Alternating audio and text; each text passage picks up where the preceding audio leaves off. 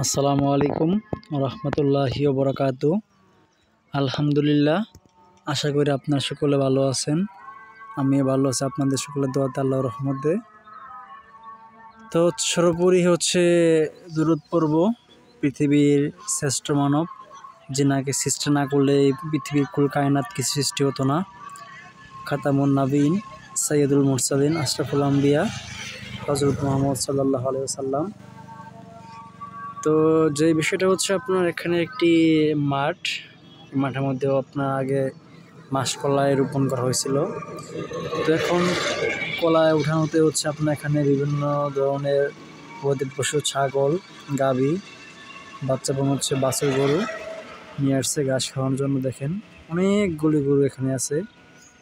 তো পরিবেশটা দেখতে অনেক সৌন্দর্য। আগে এক সময় এরকমভাবে আপনার মাঠে এবং যে গরু চড়ানো হতো, বর্তমানে আধুনিকতায় সেরকম কোনো লক্ষণ নেই।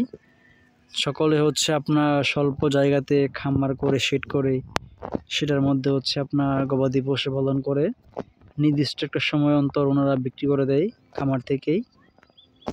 তো আপনার এভাবে প্রাকৃতিক পরিবেশে লালন করা একটা কম খরচ এবং সৌন্দর্যের একটা বিষয়। সকলকে ধন্যবাদ। আসসালামু আলাইকুম রহমতুল্লাহ।